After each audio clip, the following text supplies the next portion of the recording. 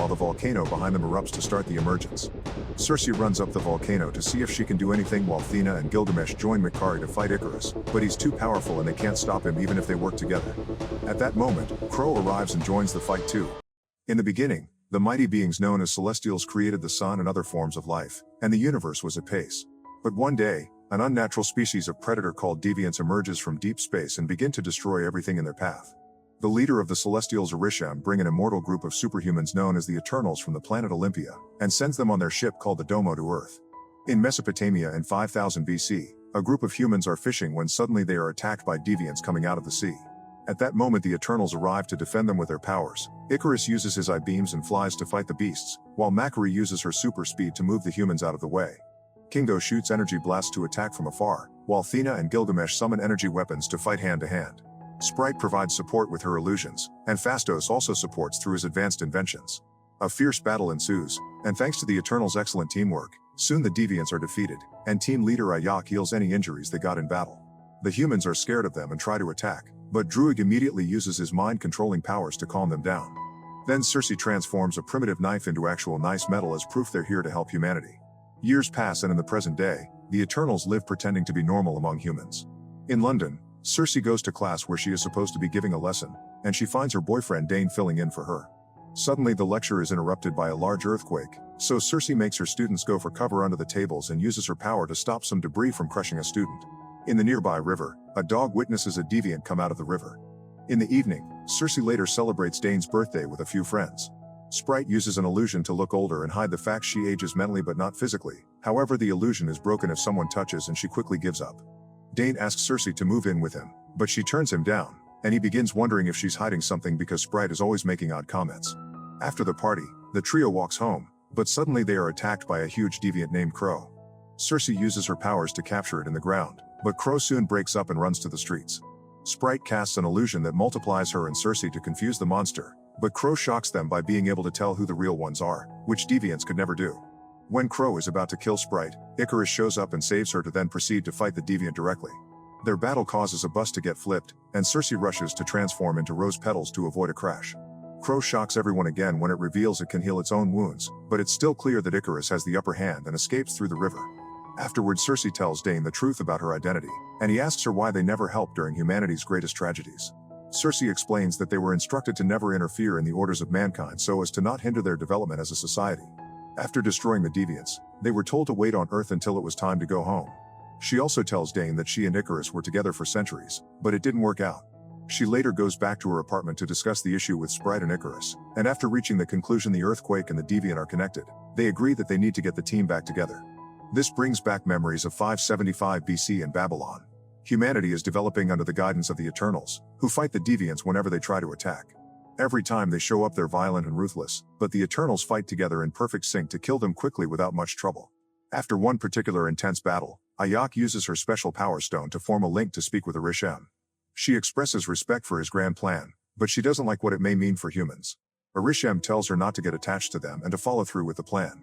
Afterward, Ayak goes back to the lair where the Eternals are living among society openly. Phastos is developing a steam engine to provide for mankind, and Sprite uses her powers to entertain children with stories that come to life through her illusions. Druig likes using his mind control to stop fights, but Makari scolds him because they aren't supposed to interfere. Meanwhile, Icarus and Circe spend time together and fall in love, admitting it to each other with the beauty of Earth as their witness. Years later they get married in the Gupta Empire. Back in the present, Circe, Sprite, and Icarus travel to South Dakota to Ayak's ranch, only to find her dead outside her home. Sprite cries and uses an illusion to remember her dearly, coming to the conclusion that Crow killed Ayak by absorbing her powers. That's why it could heal itself. When Circe approaches the body to mourn, the stone in Ayak's body that was bestowed to her by the Celestials comes out and attaches itself to Circe. This causes her to briefly catch a glimpse of Orisham saying it is almost time before she loses sight of him. Sprite points out that Ayak has chosen Circe as her successor, but Icarus is worried it may be Maud-Wiry. This brings back another memory. In 1521 AD in Tenochtitlan, the group was fighting the last deviants left on the planet. Meanwhile, humans are at war, but Ayak doesn't let Druig stop them. Suddenly Athena begins feeling sick and says it's too late because soon everyone is going to die. Her eyes change and she begins attacking her friends, hurting a few of them, thanks to the element of surprise. Ayak lets her hurt her in purpose to get close and use her powers on her mind, clearing it from this strange impulse reaction. Athena attacks her anyway, So Gilgamesh comes forward and fights her until he manages to knock her out. Later, when Thena wakes up without remembering what happened, it's revealed she suffers from mod wiry, a result of her ancient memories collapsing in on themselves and driving her insane. There's no cure for it. The only way to make her better would be to erase her mind completely for her to start over, which Ayok thinks it's the best solution for the sake of safety. The others don't want to lose the Thena they love, and Druig yells at Ayok, questioning her leadership. He's tired of seeing humankind destroy each other without interfering, so suddenly uses his powers to stop the war and he leaves to work on his own, announcing the only way to stop him would be killing him.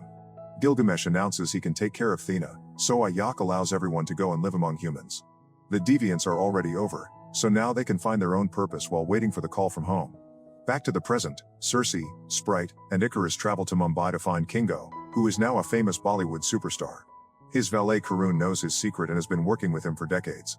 The trio tells Kingo what's going on, and at first he refuses to go, saying he likes this life. However, Karun convinces Kingo to go and be the hero everyone admires, and Karun even accepts to come along to record it all in a documentary style.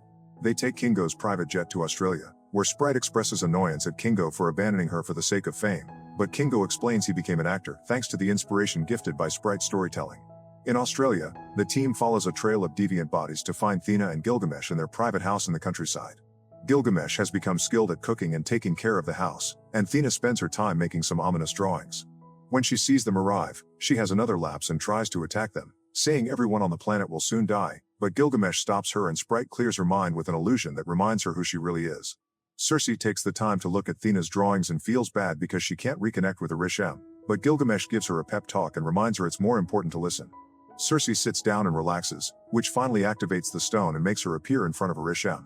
He tells her that the emergence is happening, and he explains the true purpose of the Eternals. They were sent to bring forth the birth of the celestial Tiamat, as new celestials come about every few millennia, and they have done this process on other planets before Earth. They come about through intelligent life, which had been halted by the attack of the deviants, but with the Eternals having gotten rid of them, Arishem says it is now time to wipe out all life on Earth to make way for Tiamat. Cersei is horrified by the revelation, but Arishem defends it by saying this is just the cycle of creation for their life forms. He then explains that Olympia never existed and that she and the other Eternals are just creations from the world forge as artificial beings made for use by the Celestials. Cersei cannot remember this because the Eternals have their memories reset after each emergence. To top it all off, Arishem created the deviants to regulate the balance between predators and prey so intelligent life may prosper, but he lost control of the deviants and they became predators themselves. This is why he made it so that Eternals could not evolve as they do. Afterward, Cersei tells the team what she learned, and they realize Thena's illness is actually their old memories activating and telling them the truth. They are shocked and upset to learn they're artificial, but most of them resolve to find a way to save the people of Earth. They figure they must find Druig and see if he may use his power to overtake the mind of Tiamat. The Eternals travel to the Amazon next. Druig is staying in a village where he has been leading a group of people that live in absolute peace. He doesn't want to help the others in their mission, feeling betrayed over the fact his whole existence is a lie. In the evening, Kingo expresses his sympathy for Sprite because he knows that she's in love with Icarus but has not been able to act on it due to her childlike appearance. Sprite appreciates the sentiment until she notices Karun is recording and she breaks the camera. Cersei calls Dane to check on him and Icarus watches with jealousy, causing Cersei to ask him why he left her. When Icarus is about to explain himself, Crow suddenly shows up and takes him away. More deviants attack the village, so the Eternals immediately jump into action. Cersei fortifies a building to hide the humans inside, then throws a bunch of trees on top of the deviants. Druig controls the humans as a unified army, but Cersei immediately makes him stop and send the humans to safety. Kingo takes a moment to charge his beam and kills a deviant by blowing up its head. Icarus fights Crow, who pushes him against the ground to absorb his powers. However, Gilgamesh comes to fight him next, and while they're engaged in battle, Thena loses her mind again and attacks Icarus. Gilgamesh notices and pushes away to come to Thena and comfort her, managing to calm her down. Then Icarus goes after a flying deviant and makes it land in the village, where he kills a bunch of them with his I-beams. One of them surprises him from behind and Cersei comes to the rescue, surprising everyone by transforming the deviant into a tree, which she never was able to do before. Gilgamesh continues to fight Crow, but he's so distracted by keeping an eye on Thena that Crow kills him and absorbs his powers. Then Crow changes form, looking more human-like and learning how to speak English. Crow accuses the Eternals of being murderers, but when Icarus shows up to fight it, Crow runs away. Then Thena rushes to Gilgamesh's side, who dies in her arms after telling her to always remember. Later, they burn Gilgamesh's body and Thena throws his ashes into the river. Finally understanding that controlling everyone would make him no better than a deviant, Druig agrees to join the mission, but his power isn't strong enough to control a celestial, so they'll need to find Phastos. Another memory shows 1945 in Hiroshima, just after the drop of the atomic bomb. Fastos stands in the aftermath of the bombing weeping to Ayak and feeling remorse for helping humans develop and advance in technology only to continue killing each other. It is here where he loses faith in humanity and decides to leave it behind. Back to the present, the team arrives in Chicago and is shocked to discover that Fastos lives with a husband and a son in a house in the suburbs. After hearing the story, Fastos explains his husband gave his faith in humanity back, but he isn't willing to abandon his family for the sake of a dangerous mission. However, his husband tells him to go through with it if it means that there will be a future for them and their son. Next, the Eternals travel to Iraq, where they use their powers to free the Domo from its underground hideout. Makari has been living there all this time, only using her speed to get out for supplies. Fastos comes up with the idea of linking everyone's powers together through the Unimind, which will allow them to transfer their powers so that Druig may mind control Tiamat. Kingo has doubts about this whole deal, and he and Sprite say they'd rather follow Icarus' lead, who clearly has doubts as well. However, Icarus tells his friend that he is not who Kingo thinks he is. Then Icarus revisits another memory. 6 days earlier, Ayak's visiting Icarus to tell him the time for the emergence is finally coming, revealing Icarus has always known the truth. After living with humans all this time, Ayak thinks they shouldn't go through with the mission because humanity and Earth are beautiful, so they deserve better. Icarus tells Ayak he has something to show her first and brings her to Alaska. At a frozen lake, a bunch of deviants have reappeared, and Icarus explains they were frozen for centuries before the glacier began to melt because Earth's core got hotter thanks to the incoming emergence. Then Icarus announces he's still loyal to Arishem and pushes Ayak to the lake, where Crow quickly catches her and absorbs her powers. Afterward, Icarus takes Ayak to the farmhouse, where he leaves the body for Cersei to find later. In his grief, he can't help shooting beams that start a fire. Back to the present, Icarus tells Cersei that he still loves her, and Cersei holds his hand in comfort without saying it back. Moments later, she feels the stone activating inside her, meaning the emergence is about to start. Fastos sends Makari to locate the source of the emergence, and with her super speed she goes all over Earth to find the right spot to be an active volcano in the Indian Ocean. Suddenly Icarus puts on his armor and announces he wishes Ayak didn't choose Cersei. He attacks the main room and reveals he's known everything since they left Babylon, and the team realizes it was Icarus who killed Ayak. When Makari comes back with the intel, Icarus tries to attack her, and Kingo takes the hit for her. No seeing Icarus as his leader anymore, Kingo wants to attack him back, but at that moment Sprite announces she's on his side and creates an illusion that allows them to escape.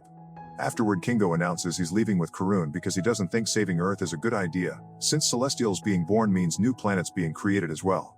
The team needs a new plan to make up for the missing members, and Druig points out Cersei was able to transform a deviant into a tree. However, Cersei still has doubts because she doesn't understand why she was chosen by Ayak, so Thena explains a leader protects their loved ones, and Ayak knew Cersei loved humanity since day one. Ready to fight, Cersei allows Fastos to take the special stone out of her body and use it to power the Unimind. The Eternals travel to the volcano and Icarus orders Sprite to protect the emergence while he breaks into the ship. Thena begins fighting him to keep him distracted, giving time to the others to activate the Unimind, which deactivates the volcano. Icarus rushes to stop them, first grabbing Druig and killing him with his I-beams, then attacking the ship to make it crash. Furious, Makari begins fighting Icarus fiercely while the volcano behind them erupts to start the emergence. Cersei runs up the volcano to see if she can do anything while Thena and Gilgamesh join Makari to fight Icarus, but he's too powerful and they can't stop him even if they work together. At that moment, Crow arrives and joins the fight too, concentrating on Icarus. However, the others don't want it to become more powerful, so they attack it first. Makari traps it in a dirt tornado and Thena kicks him, sending him into a cave. Icarus uses the distraction to try to go after Cersei, but Fastos uses a special trap he invented to capture him and keep him on the ground. Inside the cave, Crow uses Gilgamesh's voice to mess with Thena's mind, making her drop her guard. However, when it is about to absorb her powers, it accidentally quotes Gilgamesh's remember and Thena wakes up to immediately kill it. At the top of the volcano, Cersei is shocked to find Ayak, only to suddenly get stabbed. Ayak had been an illusion made by Sprite, who has always been jealous of Cersei for getting to live an adult life. She prepares her powers to accelerate the emergence, but at that moment Druig shows up and knocks her out. Suddenly the ground starts to shake and the sea goes mad as Tiamat emerges from the volcano. Cersei stands on top of him and tries to use her powers to stop him, but at that moment Icarus frees himself from Fastos' trap and goes after her. However, seeing the woman he overwhelms with memories and he can't bring himself to kill her. Cersei uses the chance to activate the Unimind, and this allows her to amplify her powers to transform Tiamat into nothing but a giant rock statue. Realizing his mistake, Icarus apologizes in tears and flies to space, where the sun burns him down to match the legend of his name. Sprite is devastated to see him gone, but Cersei still has some power from the Unimind left, thus she uses it to take away Sprite's immortality so that she may live a normal human life. Once their mission is over, the Eternals split up once again. Thena joins Makari and Druig on the Domo as they go look for other Eternals, while Fastos returns to his family, Sprite enlists in a boarding school, and Kingo returns to his movies. Cersei rejoins Dane, who accepts her for who she is. Suddenly, Arishem appears in the sky and summons Cersei, Kingo, and Phastos. He tells them that he knows they betrayed them, so he'll take them away for judgment.